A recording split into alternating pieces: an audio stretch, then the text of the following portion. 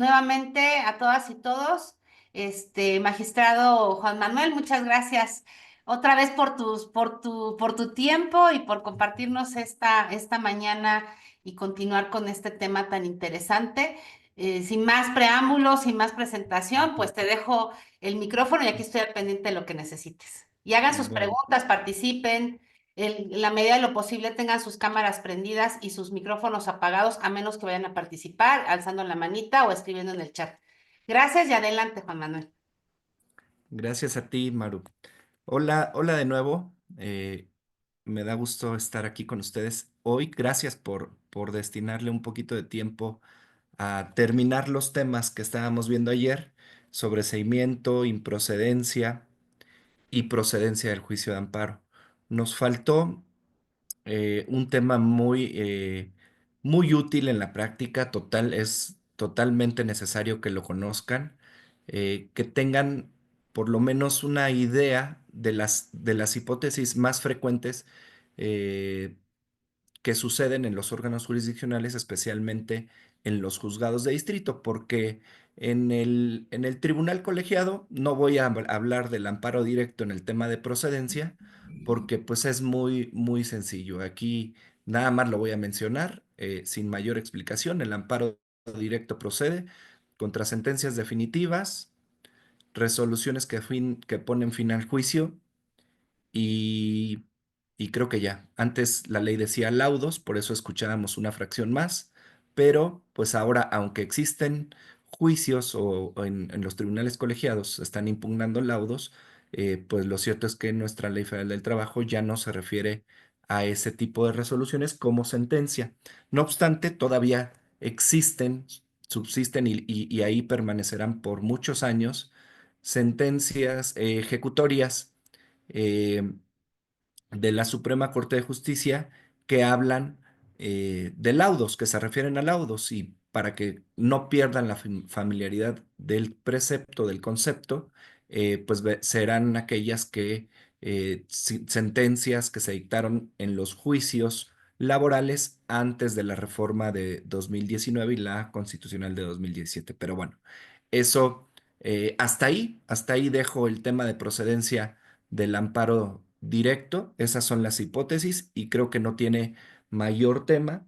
Habrá algunas cuestiones que iré tocando y haré referencia al amparo directo porque eh, como ustedes se darán cuenta, ahorita que veamos las hipótesis de procedencia del amparo indirecto, algunas de ellas se refieren a ciertos actos en donde tenemos que razonar que el juicio de amparo procede o dice en relación con la última fracción del artículo 61 en las demás y luego se utiliza una expresión de que se hace una interpretación a contrario sensu para poder ubicar la actualización de una causal de improcedencia cuando estamos analizando procedencia, es que podemos definir que hay ciertos actos procesales que es muy común que se promueva el amparo indirecto y nosotros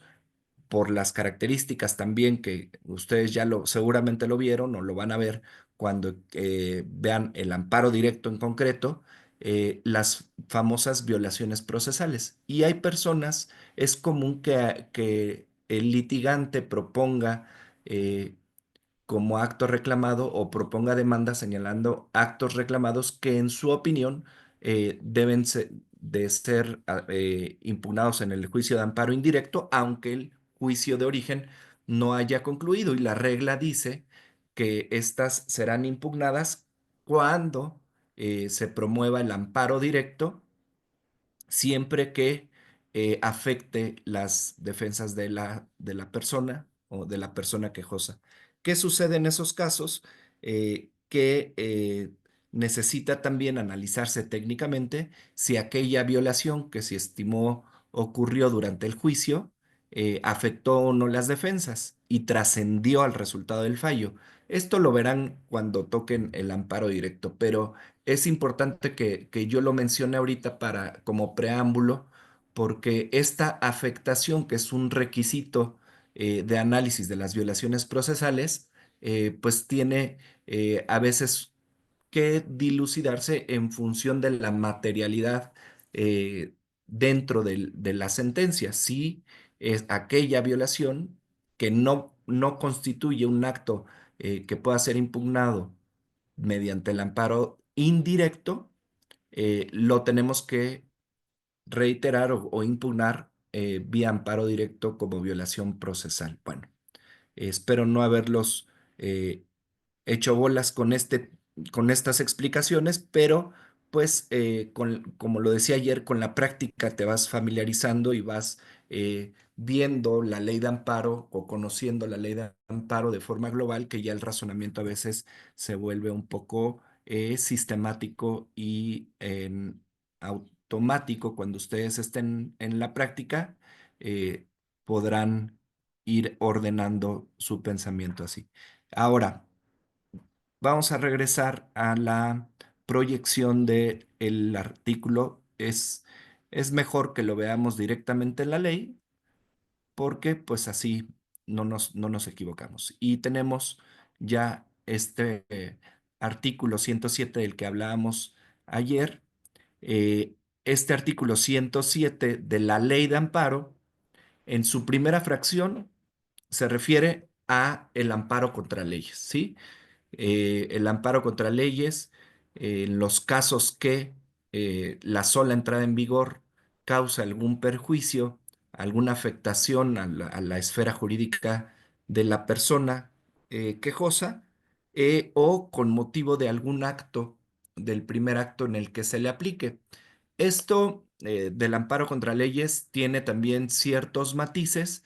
Estamos hablando de amparo indirecto y eh, cuando vean amparo directo y puedan ustedes eh, adentrarse a saber cómo se impugna la inconstitucionalidad o cómo se combate un precepto legal aplicado en una sentencia, normalmente, o un acto que pone fin a juicio, eh, pues tiene también unas reglas distintas de impugnación, pero no es la materia. Ahorita estamos en amparo indirecto con esta primera hipótesis. Amparo contra leyes es contra normas de carácter autoaplicativo o de carácter heteroaplicativo. Autoaplicativo con la sola entrada en vigor y heteroaplicativo con la existencia de un primer acto de aplicación y la afectación a la parte que promueve el amparo. Esto, pues, es, creo que lo van a ir también dilucidando, lo van a ir conociendo cuando analicen en concreto el amparo indirecto, el amparo directo, pero pues es el famoso amparo contra leyes. Y esta fracción uno se complementa con distintas hipótesis. Tenemos por ahí, podrán también, no sé si lo compartan, es una mera crítica.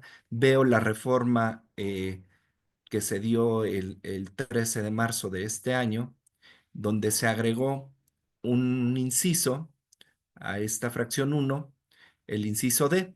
Pero bueno, me voy a ir en orden.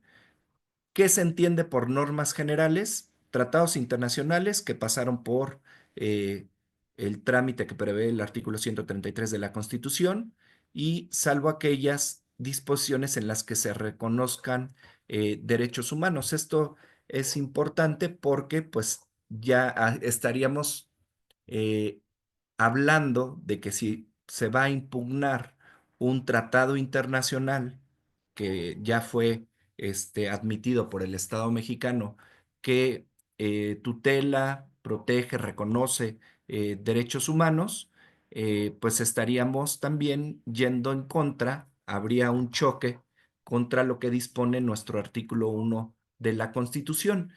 ¿Qué dice en esencia? La parte toral para este tópico es que aquellos tratados que reconocen derechos humanos pues son parte de nuestra Constitución. En síntesis, no me voy a meter a más detalles, así es como lo quiso decir el legislador cuando, el constituyente, cuando hace la respectiva reforma. Leyes federales, pues por ejemplo la Ley Federal del Trabajo es una ley federal, aquellos códigos nacionales que ya existen, Ley Federal de Comunicaciones, contra esos procede el juicio de amparo indirecto, recuerden, contra algún acto de aplicación o por la sola entrada en vigor. Estaba imponiéndome de las noticias del día y anoche y estaba conociendo que viene por ahí una ley que trata de regular pues ciertos temas en materia de comunicación, de medios de comunicación, que incide para algunos en el derecho humano de la libertad de expresión. Y esto lo comento como un mero ejemplo. Seguramente va a ser una ley federal que va a dar lugar a impugnaciones de este tipo. Aquí va a caber el juicio de amparo y pues quienes estén en las distintas materias, la de telecomunicaciones o posiblemente la materia administrativa, quienes estén en tribunales mixtos, posiblemente con la sola entrada en vigor ya cause un perjuicio a aquellas personas morales personas morales que se dedican a los medios de comunicación o personas en lo individual, pero habrá que ver y distinguir si es necesario un acto de aplicación, porque al menos lo que estuve leyendo como crítica es que en ciertos casos se va a suspender o podría suspenderse alguna publicación, alguna plataforma, etcétera. Bueno, es solamente como un ejemplo que hace rato estaba ideando para comentar con ustedes. Como saben, esta es una república federal. Cada estado de nuestra República Mexicana tiene una constitución. En la Ciudad de México también hay constitución y ahí es donde les decía yo que es una mera crítica.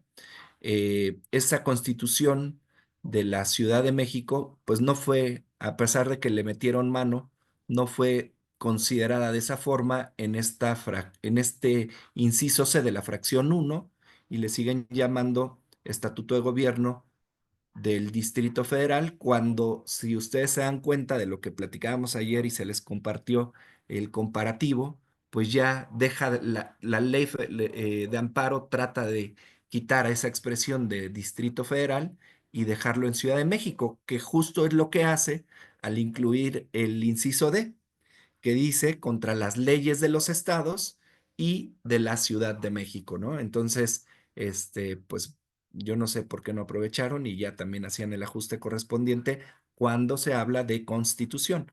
Es diferente constitución a ley y esto también no me voy a detener a explicar los reglamentos federales, reglamentos locales, decretos y resoluciones de observancia general.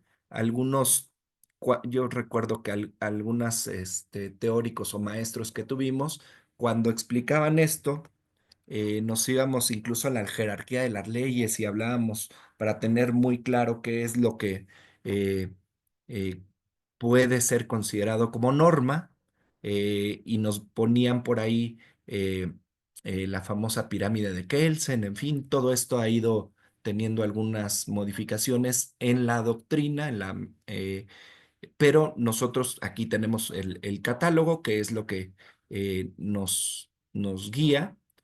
Por ejemplo, es en esa famosa pirámide de Kelsen, casi en la parte final, antes de la costumbre, nos explicaban que la jurisprudencia es ley y yo les preguntaría a ustedes, entonces, si tenemos una jurisprudencia, ¿podríamos impugnar la inconstitucionalidad de la jurisprudencia? Evidentemente no, pero porque no está en la hipótesis, pero además la jurisprudencia es la que surge y tiene el Poder Judicial la facultad exclusiva de generar esta jurisprudencia de carácter obligatorio y tiene su capítulo específico que también espero que se los expliquen. La siguiente fracción, contra actos o omisiones. Ayer hablábamos de estos, cuando hablamos sobre la improcedencia, que decíamos cuando cesen los efectos del acto reclamado.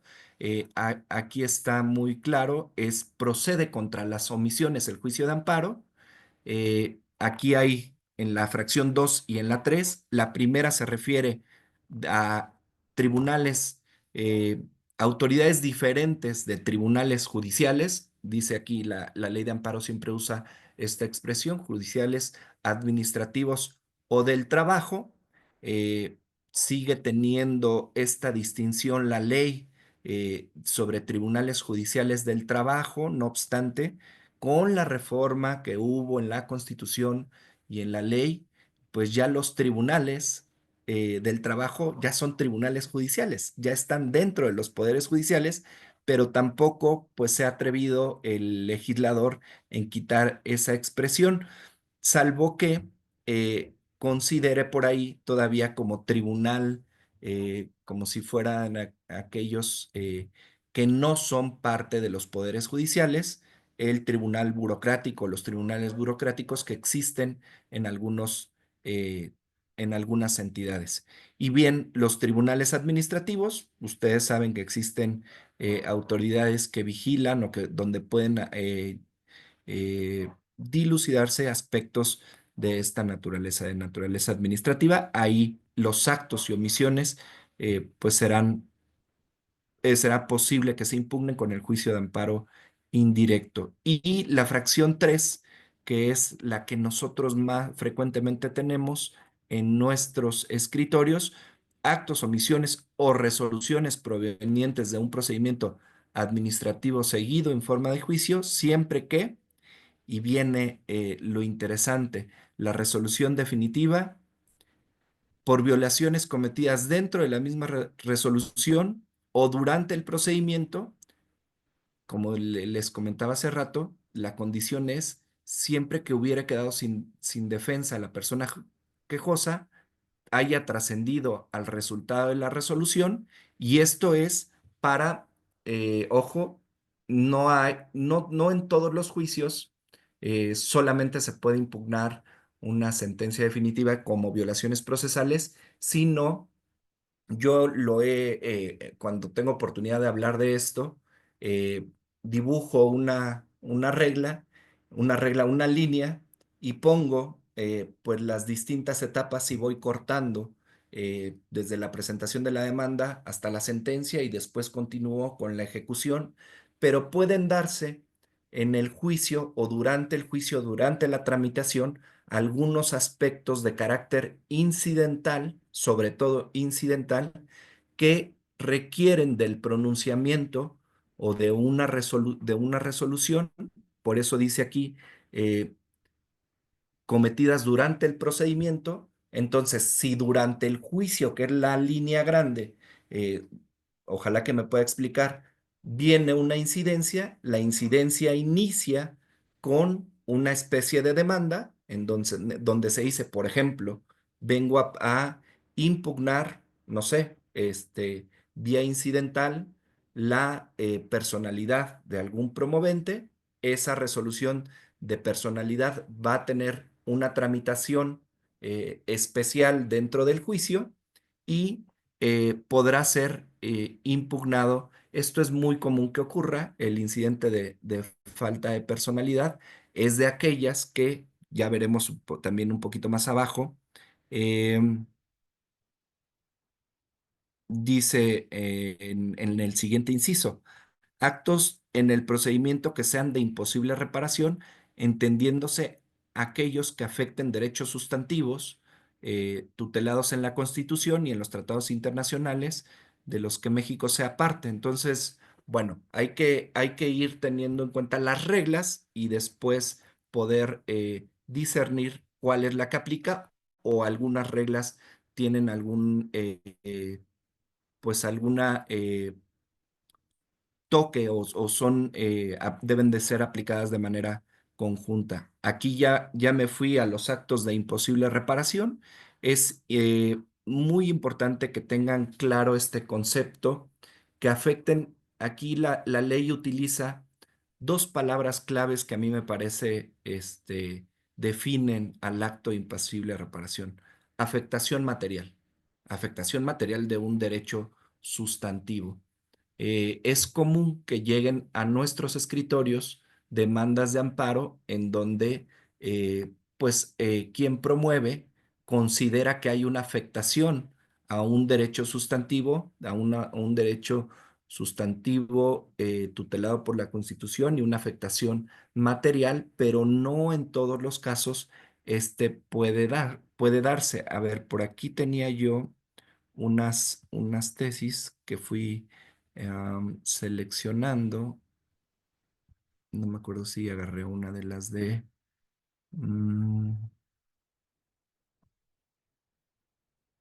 imposible reparación. Ah, ¿qué onda? Es que llegó aquí una visita. Asómate. ¿Puedo? Sí. Ah, hola. Hola,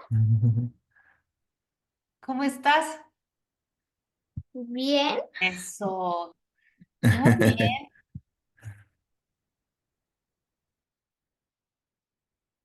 Bueno, así traigo esta de imposible reparación. Es contra la orden de embargo.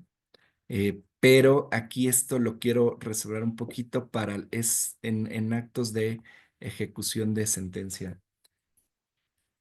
No, te voy a llamar a ti mismo. ok. No, no, no, no. Ah, Perdónenme ustedes, comprenderán, seguramente también están así. No, búscalo. Perdonen ustedes. Entonces estaba con los actos de imposible reparación. Para esto, para explicar qué es un acto de imposible reparación y la afectación a derechos sustantivos, tendríamos que recordar qué se entiende por un derecho sustantivo.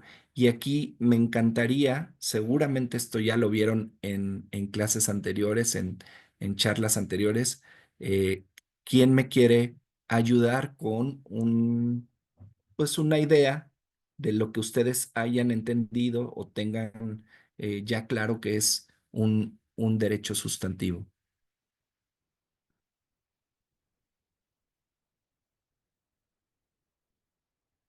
Ahora sí no me voy a mover hasta que participe. Eh, ¿Puedo señalar a algún nombre? Adelante. Sí, pues no sé si esté escuchándonos Edna Dalila.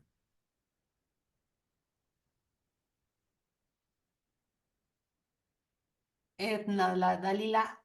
Edna Dalila o Adriana Gutiérrez. No, Adriana Aguilar, perdón, perdón. Ah, está, Edna Dalila ya contestó que sí en el chat. En el chat, ok. Gusta aprender este, su micrófono y darnos una idea de qué entiende por derecho sustantivo.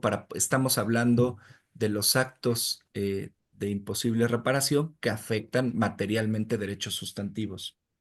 Hay muchos ejemplos, hay muchos ejemplos.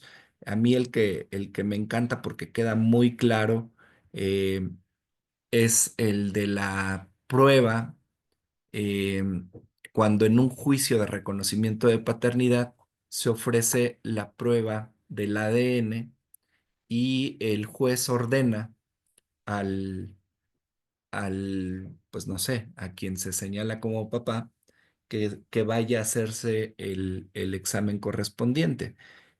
Por regla general, todo lo que tiene que ver con pruebas, eh, el ofrecimiento, desechamiento, la orden de desahogo de pruebas, eh, no es considerado como un acto que tiene una afectación a derechos sustantivos, que sea de imposible reparación, sino afecta, si lo hemos entendido, derechos de otro tipo, de carácter procesal, y por ende lo clasifica como que no es posible que sea impugnado en ese momento cuando no son de estos actos que afectan materialmente derechos sustantivos. Y ahí es donde ya va uno viendo que si este acto procesal de admitir, ordenar el desahogo o el desechamiento de alguna prueba, esto es muy común que ocurra, puede ser impugnado después en amparo directo como violación procesal. Hay un, Atrás María de la mano. Virginia Ramírez Silva contesta en el chat y dice, son los derechos que tiene una persona en una materia en especial como la civil. Y Jaciel Bueno Cervantes comenta, por ejemplo, una orden de detención.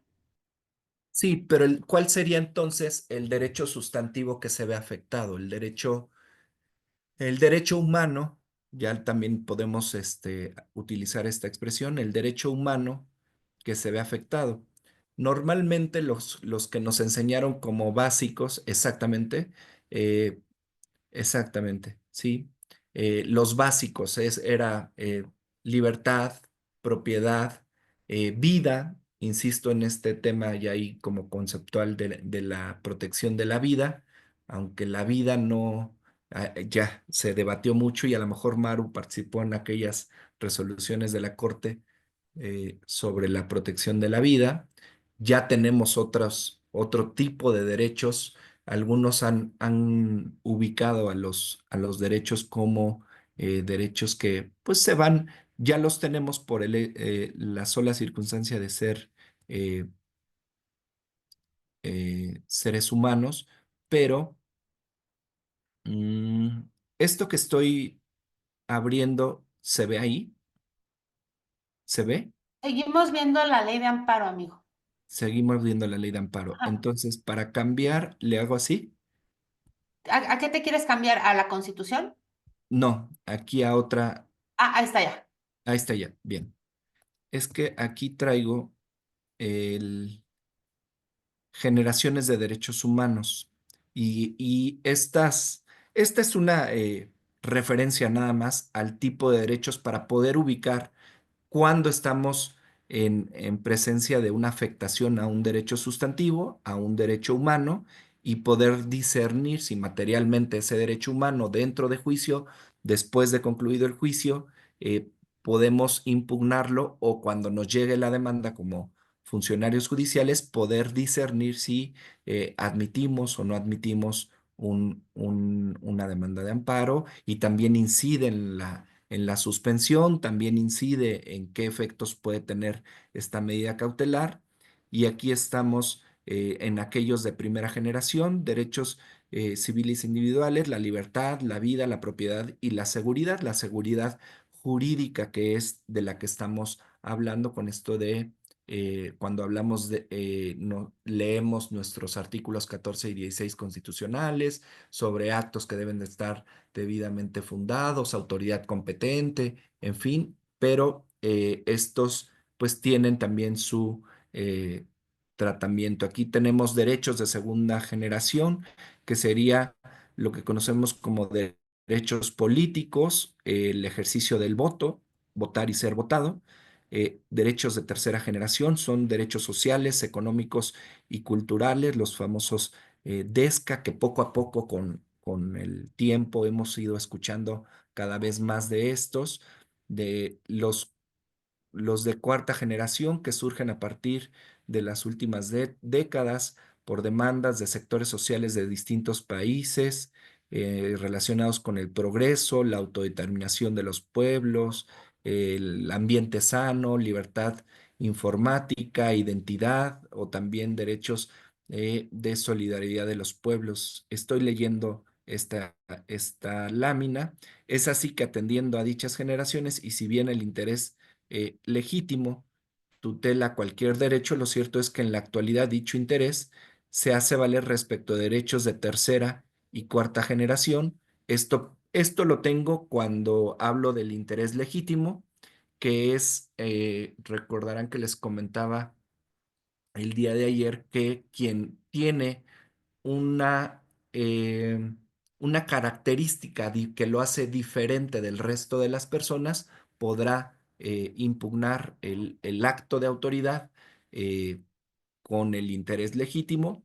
Por ejemplo, y esto es, perdón que me meta esto de nuevo, que lo debí de haber dicho ayer o no sé si lo dije, cuando queremos vivir en un medio ambiente sano y decimos, es que el río que está en Lerma es un río contaminado y no sigue con las empresas que están instaladas en ese corredor industrial, no siguen las reglas que impone el municipio, el estado, la federación, en fin, que tengan que poner a lo mejor algún sistema de limpieza y esto afecta el medio ambiente sano. Pero si yo vivo en, no sé, en Cuernavaca, pues no estaría en esa situación diferenciada para poder impugnar ese como acto, esa omisión de la autoridad posiblemente federal o local,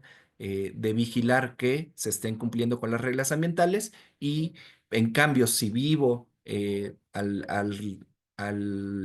las cercanías del río, pues ya podría exigir esta tutela o esta protección a mi derecho sustantivo.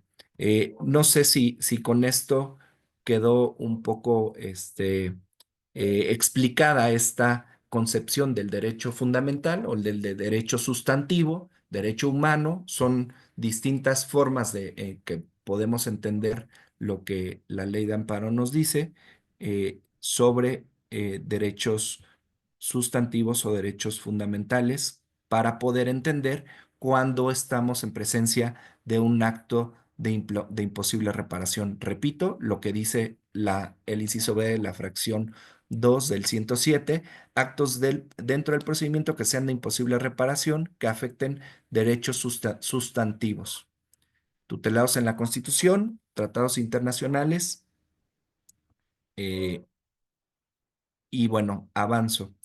Contra actos de tribunales judiciales, administrativos, agrarios o del trabajo realizados fuera de juicio o después de concluido el juicio. Y aquí también es muy común, es muy socorrido este amparo, sobre todo cuando se va a ejecutar una sentencia. Y dice aquí la misma ley de amparo en su siguiente párrafo, si se trata de actos de ejecución de sentencia, solo podrá promoverse contra la última resolución dictada en el procedimiento respectivo, entendida como aquella que aprueba o reconoce el cumplimiento total de la sentencia o declara que no es posible jurídica y materialmente dar cumplimiento, o las que ordenan el archivo definitivo del expediente, pudiendo reclamarse las demás violaciones cometidas durante el procedimiento. Entonces, repetimos esto bueno, es una regla que poco a poco quienes ya la manejan me encanta que así sea y quienes no entiendan que ya es una regla del amparo. Tiene que ver con un poco el principio de definitividad, con que se agoten todas las instancias. Cuando estamos en ejecución de sentencia, puede haber distintos actos. Cuando se refiere a procedimiento respectivo, la ley dice el procedimiento de ejecución. Tenemos en materia laboral es muy común que eh, se den distintos actos de ejecución o distintos procedimientos de ejecución, porque en ocasiones las prestaciones no van asociadas a lo mismo, a lo mejor durante un solo juicio, porque esto es también común que se promuevan pretensiones diferentes o que no tengan el mismo origen. Por ejemplo, está alguien que está reclamando la jubilación y también está reclamando un despido injustificado, pues vendrá la sentencia o antes el laudo en donde se resuelve el tema del despido injustificado y se van a cuantificar pues salarios caídos, vacaciones, distintas prestaciones que darán lugar a un incidente que es un procedimiento que inicia, acuérdense, yo más o menos lo explico así, con la línea se dicta sentencia y de ahí viene a qué se condenó, tenemos que ver a qué se condenó y vemos qué es lo que ha de ejecutarse y se inicia con los famosos incidentes de ejecución de sentencia. A eso se refiere la ley de amparo, el inicio de los procedimientos y puede haber una etapa incluso no solamente de donde estoy yo pidiendo normalmente se les llama incidentes de liquidación, pidiendo conforme a mi leal saber entender cómo se debe de cuantificar lo que me ha de pagar la parte condenada, si es que soy yo el que promueve, o la parte demandada también tener su propia visión o su propia forma de realizar las cuentas que han de dar como resultado lo que debe de pagarse, y este es un pequeño procedimiento que lleva una etapa de demanda, en ocasiones admisión y desahogo de pruebas, y tiene la misma lógica que el juicio principal. Hasta que se dicte la última resolución, me vas a hacer valer todas las violaciones del procedimiento, y es más o menos a lo que se refiere esta fracción. En este punto, aquí me pareció interesante, y voy a tratar de que sea, estamos viendo, perdón, en este momento una tesis. Estamos viendo una diapositiva que es evolución del interés jurídico en México. Bien, entonces tengo que um, cambiar a aquí. Es que esta tesis me pareció muy didáctica, muy interesante. Si quieren tomar por ahí el registro, es 2022-499 de la primera sala. 499. 499, sí. 2022-499. Gracias. Dice, fíjense aquí cómo se dio el debate. eh, el debate que se dio en esta tesis, los tribunales eh, fundaron su resolución en distintos párrafos de esta fracción 4 del artículo 107 de la Ley de Amparo. Dice, el tema fue hechos. Los tribunales emitieron sentencias contradictorias en torno a la fundamentación legal para sustentar la improcedencia del juicio de amparo indirecto en contra de la orden de escrituración, desalojo del bien ante la contumacia del ejecutado, porque mientras un órgano jurisdiccional fundó la improcedencia en el párrafo segundo de la fracción cuarto del artículo 107, considerando dicho acto como un acto de ejecución de sentencia, eh, y el otro fundó la improcedencia del amparo en la fracción cuarto de ese mismo precepto, eh, pero como un acto dictado fuera o después de concluido el juicio. ¿Cómo puedo cambiar para que vean cómo está la redacción de la ley de amparo? Ahí se ve la ley de amparo. No, no nos has compartido nada todavía. ¿No? Estoy hablando. Perdonen, es que, a ver, Maru, ¿me necesitas dar clases de esto? A ver, aquí está la jurisprudencia, ¿sí? A ver, ahí está la jurisprudencia. Ahí está la jurisprudencia. Es la Bien, 52 diagonal 2020, ¿no? sí, Ujú. sí. Fíjense cómo estamos hablando del artículo 107 que se refiere a la procedencia del juicio de amparo, y cómo lo que se dilucida es un tema de improcedencia. Entonces, todo es como las reglas en el amparo. Por eso dicen algunos, y comparto la crítica de que es un juicio demasiado técnico, además de que como se ha interpretado y distintas eh, mentes han ido creando la jurisprudencia, y bueno, lo que vemos en nuestro trabajo día a día, pues da lugar a muchas interpretaciones. Pero aquí, lo interesante de la tesis es que el rubro habla de la procedencia, amparo indirecto procedencia conforme a la fracción 4 del artículo 107, se refiere a un acto, eh, a una orden de escrituración, me imagino que es de un juicio de naturaleza civil, así me lo imagino. eh, no tengo ese dato, pero en el texto se refiere a lo que hicieron los tribunales para decretar la improcedencia del amparo. Posiblemente llegaron al sobreseimiento o ambos en un auto inicial verificaron tal vez a través del recurso de queja la improcedencia decretada por un juez los tribunales y interpretaron dos párrafos de esta fracción 4. Y luego en la justificación viene también lo interesante. Dice, se explica así porque los actos judiciales dictados fuera de juicio después de concluido el juicio son aquellos que tienen autonomía propia en tanto no tienen relación alguna con el juicio ni con la finalidad directa e inmediata de ejecutar la sentencia dictada en el juicio natural. Lo explica muy bien la tesis, porque eso es un acto fuera de juicio o después de concluido el juicio, para distinguir de los actos que son dictados en ejecución de las sentencias. Entonces sigue diciendo la tesis, por ende, estos actos se sujetan a la regla de procedencia del primer párrafo de la fracción 4 del 107.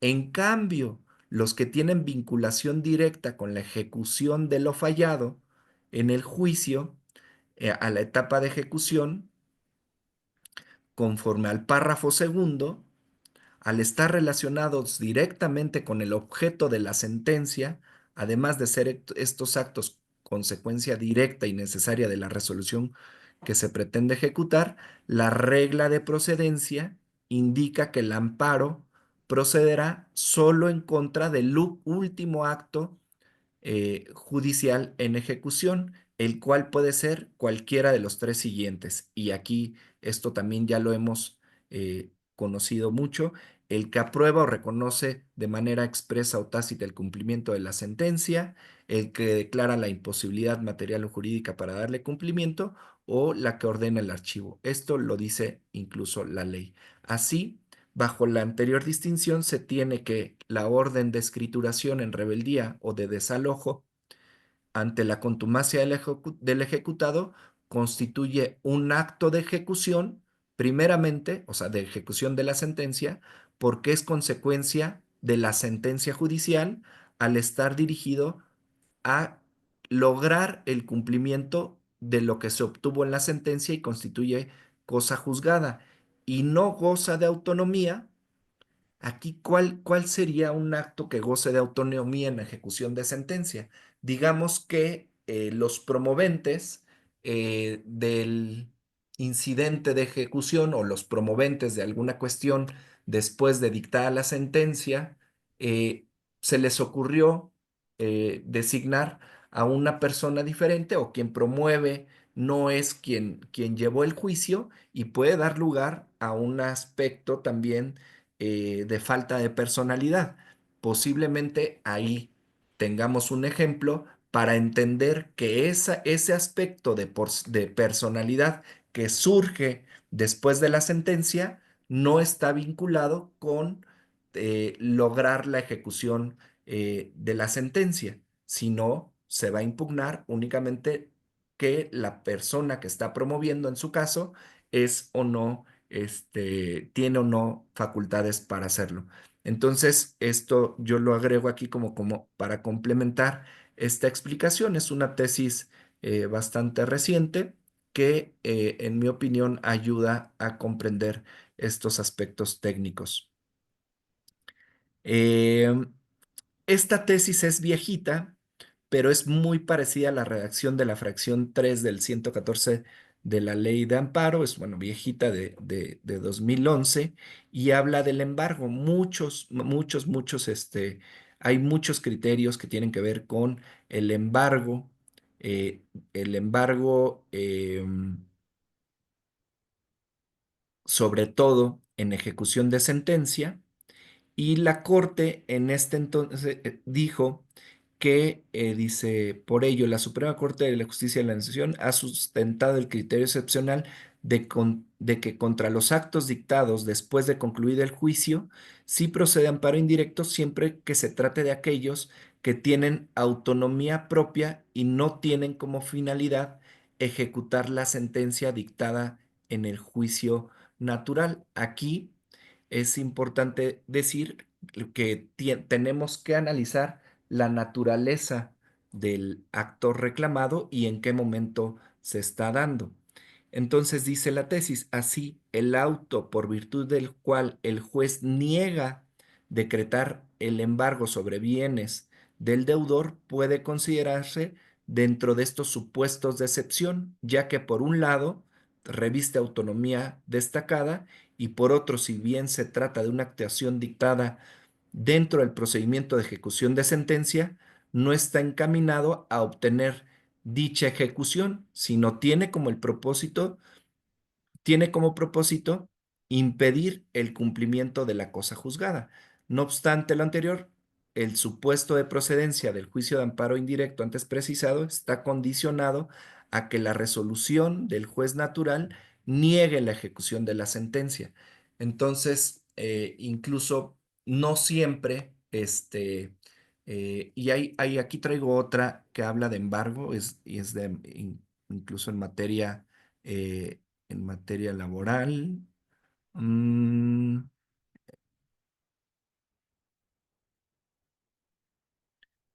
es importante tener en cuenta que eh, muchas veces las personas buscan asegurar eh, lo que tienen, lo que obtuvieron. Aquí está. Esta es una dictada. Dice, numerario, embargo de dinero en una cuenta bancaria por cantidad líquida como condena en juicio laboral. El amparo indirecto solo procede contra la resolución definitiva en la que se requiera la institución de crédito, la entrega a la Junta del dinero y ordena la notificación al patrón. ¿Qué quiere decir? Puede haber un auto de apercibimiento en donde le dicen a quien se le dictó la sentencia, eh, entrega el dinero, te requiero de pago, y como él no cumple, viene un apercibimiento y el apercibimiento es, si no cumples con el apercibimiento, te voy a embargar tus cuentas bancarias. Ese solo apercibimiento no va a constituir un acto un acto de imposible reparación, un acto en donde tenga esa autonomía destacada y proceda el juicio de amparo indirecto en ejecución, porque la jurisprudencia nos dice que es hasta que se dicte, eh, dice aquí esta parte final, dice, este precepto permite considerar que tratándose del embargo de numerario contenido en una cuenta del patrón, cuando el actuario la decreta por un monto determinado, eh, esto se refiere a artículos de la Ley Federal del Trabajo, dice, no es impugnable mediante el amparo indirecto, pues solo procede contra la resolución definitiva que requiera la institución la entrega de la cantidad asegurada.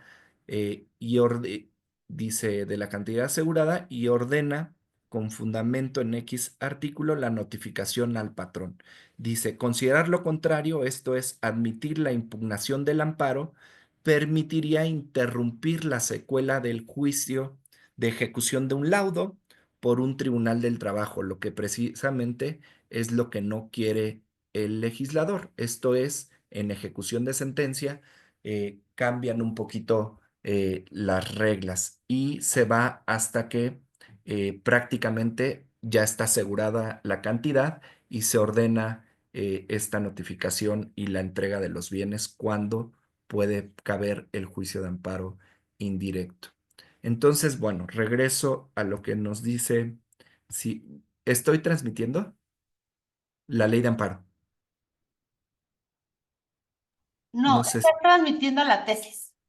ok, entonces aquí le doy así y luego otra vez así, share. Bien.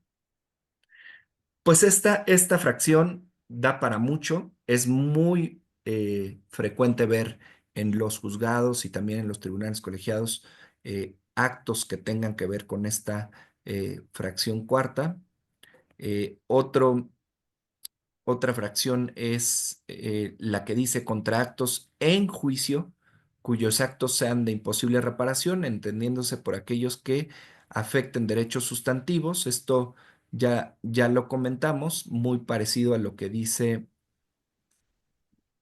am, ¿por qué lo comenté? Por, porque lo vi el tema del interés legítimo, ¿verdad? Y bueno, quería tener en claro este concepto de los actos de imposible reparación, que creo que ya lo comentamos, incluso ustedes me ayudaron con algunas ideas de qué es una afectación material a derechos sustantivos. Eso, Y María, muy bien. bien, contra actos, otra de las hipótesis es contra actos dentro o fuera de juicio que afecten a personas extrañas a él. El clásico es, muchos ocurren de los asuntos que llegan a nuestros escritorios, sobre todo cuando eh, en un juicio, por ejemplo, ejecutivo mercantil, se da desde el inicio, ustedes lo saben, el auto de execuendo y se señala para embargo un bien que no es propiedad de la persona demandada. El ejemplo que nos han transmitido, pero a mí me gusta también repetirlo porque es bastante gráfico, es llega a mi casa el actuario, me requiere de pago, le digo no, no tengo, entonces te embargo, señala bienes y yo señalo, apunto con mi mano, pues ese vehículo que está estacionado adentro, posiblemente dentro de mi casa o es un condominio y puedo señalarlo cualquiera. Él toma los datos, te deja como depositario y después, cuando pues sucede algún acto o alguna cuestión que ya se trata de pues ejecutar el embargo, ya de materializarlo, resulta que el bien no era de la persona a quien estaban requiriendo de pago, sino existe otra persona. Esa persona, tercera extraña, no tendría la obligación de acudir de agotar los recursos o medios de defensa legal que existen para poder impugnar en amparo indirecto. Aquí también es importante mencionar que el tercero extraño existe otro concepto desarrollado por la práctica y la jurisprudencia que es el tercero extraño equiparado. ¿Alguien de ustedes tiene idea de quién es un tercero extraño equiparado? Que nos pueda compartir la idea. Es el tercero extraño mal emplazado. El tercero extraño mal emplazado o que no está emplazado, pero entonces significa que fue parte, ¿no? Es señalado como parte dentro de un juicio. Entonces esto es muy común que ocurra que no fue emplazado, así es, que no fue emplazado. Es muy común que ocurre en los juicios, por ejemplo, y nos ha tocado ver incluso muchos asuntos en donde ya se dictó sentencia, ya se fue a amparo directo, ya se resolvió incluso y viene en la ejecución de la sentencia esa persona que fue señalada como demandada, que no fue emplazado o no fue emplazado correctamente, a- acude al juicio de amparo indirecto. Es la única posibilidad legal que existe, siempre y cuando esté debidamente acreditado, que puede echar abajo todo un juicio, incluso lo resuelto en un amparo directo, si se acredita que esa persona equiparada como tercero extraño no fue correctamente emplazado. Y si esto se acredita, pues le van a dar, desde luego, aquí hay una afectación a derechos fundamentales de manera material y le darán, porque afecta el derecho de audiencia y le darán la oportunidad de que se defienda en juicio. Hay tesis que hablan que en materia procesal o en un juicio es la máxima violación que puede existir el no llamamiento o vedarle a alguna persona la posibilidad de acudir a juicio y defenderse. Otra fracción habla de las omisiones del Ministerio Público en la investigación de los delitos, resoluciones de reserva, no ejercicio y desistimiento de la acción penal o por suspensión del procedimiento cuando no esté satisfecha la reparación del daño.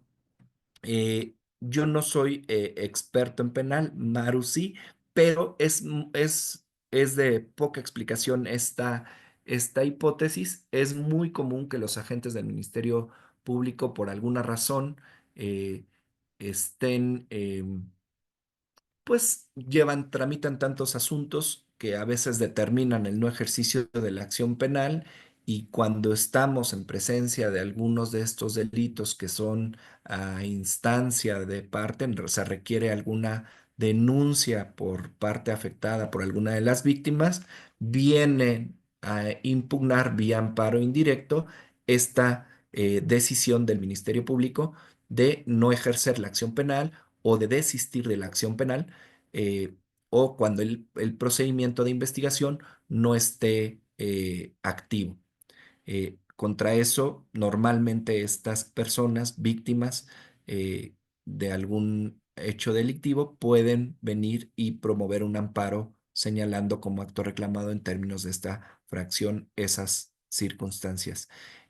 Contra actos de autoridad, en la fracción 8 que determinen inhibir o declinar la competencia o el conocimiento de un asunto. Esta fracción tiene poco, ya lo teníamos como procedente, pero aquí fue matizado por la Corte, y la Corte definió cuando viene el acto de alguna autoridad en donde declina la competencia.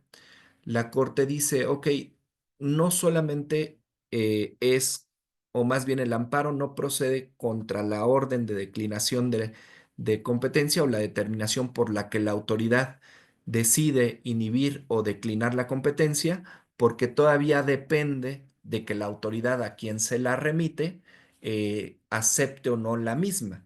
Entonces, el amparo, dice la Corte, procederá hasta que esa resolución se convierta en definitiva.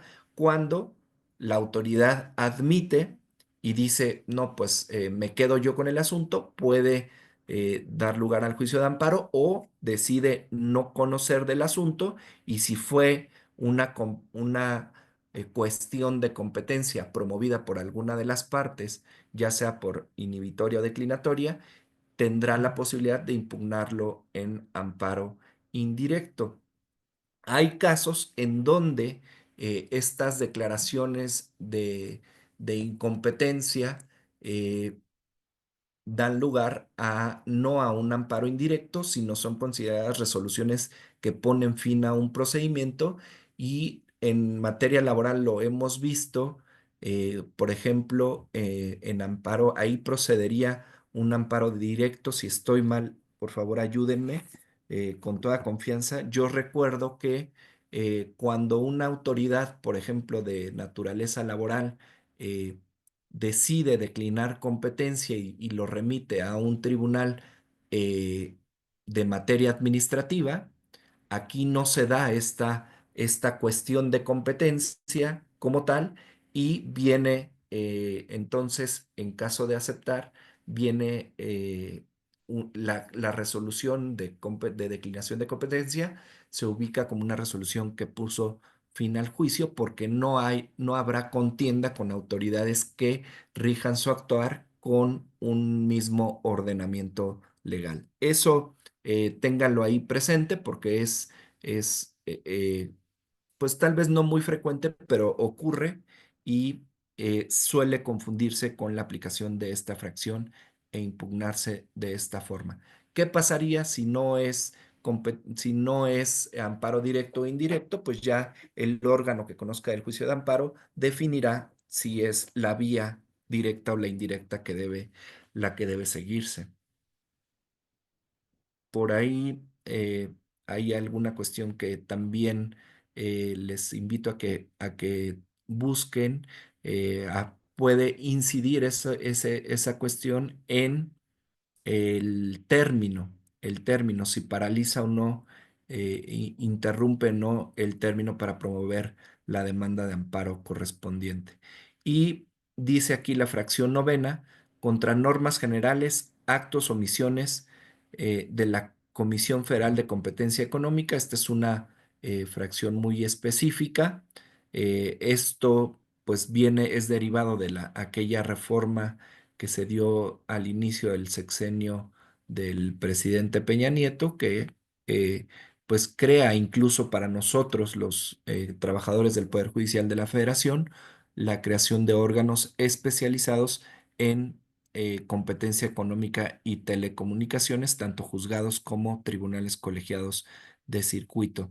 Y bien, dice aquí, tratándose de resoluciones dictadas por dichos órganos emanadas de un procedimiento seguido en forma de juicio, solo podrá impugnarse a la que ponga fin al mismo por violaciones cometidas en la resolución o durante el procedimiento. Repite la misma hipótesis. Esto es como una regla y es a veces ya hasta lógico razonarlo, que es hasta la última donde podemos impugnar las violaciones que se vayan cometiendo durante el procedimiento.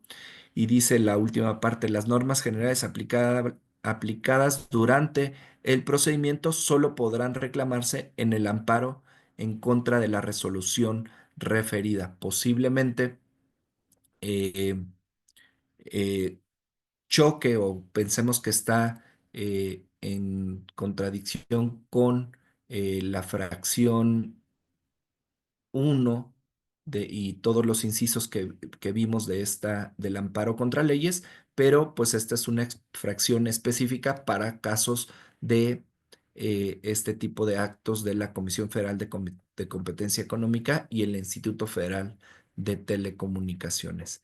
Pues, querida Maru, queridos compañeros del Poder Judicial, creo que la mayoría son de la institución. Pues con esto yo ya no les robo más tiempo, les agradezco que se hayan conectado. Evidentemente este tema da para hablar muchas horas sobre procedencia. Hay miles de ejemplos. No son reglas, a veces que no tienen margen de interpretación. Al contrario, incluso yo siempre he sido de la idea de que un buen litigante es el que realmente se convierte en el que crea la jurisprudencia al proponerle al juez, al secretario, al órgano jurisdiccional, pues algunas interpretaciones audaces, novedosas, y ya será el órgano jurisdiccional cuando haga el análisis y diga, ah, pues caray, tiene razón, y eso después se va traduciendo en los criterios que en muchas ocasiones dan lugar a la jurisprudencia. Entonces, traté de tocar los temas que son más comunes que vemos en nuestros tribunales, y que sea de utilidad para su examen y su práctica cotidiana. Sin más, les agradezco muchísimo la atención y que hayan dedicado un poco más de tiempo de su sábado a estar aquí con la magistrada Maru y con su servidor. Amigo, muchísimas gracias. Mm, Te voy a compartir los últimos comentarios. Mercedes Colín dice, muchas gracias, magistrado. No cualquiera comparte sus conocimientos. Gracias de todo corazón. Jaciel Gracias. Bueno Cervantes, mil gracias, magistrado. Excelente clase. Claudia Jael Ayala, muchas gracias. Excelente clase. Adrián Aguilar, gracias, magistrado, por dedicarnos su tiempo. Joana Rubio, muchas gracias por su conocimiento. Itzel Flores Bautista, muchas gracias, magistrado. Y pues bueno, yo también quiero hacer Gracias a ti. público, no solo, que tú lo sabes, no solo mi cariño, sino mi profundo agradecimiento por el apoyo que nos das en este proyecto académico, que sin duda va a ser benéfico para quienes participan ahorita, pero también para la institución, ¿no? para la institución que tanto queremos y que cada vez, que todas las personas que intervengan en los procesos jurisdiccionales estén lo mejor capacitadas, actualizadas, que sea posible, ¿no? Por nosotros, por la institución, por los justiciables y por México. Así es Así que, es. amigo, mil gracias por tu tiempo, mil gracias por tu sábado, por tu viernes y seguimos en contacto, Claro ¿no? que sí. Un abrazo a todas y a todos. Gracias. Abrazote y a todos los demás. Nos vemos el lunes. Ya es la última clase del curso de secretarios y es una de las últimas del curso de actuarios. Se refiere al tema de medios de impugnación con el maestro Israel Palestina. Así es que no falten, ya saben que es a las 7 de la noche. Ya en breve les mandaremos las ligas para ingresar el lunes. Gracias, un besote. Nos vemos pronto.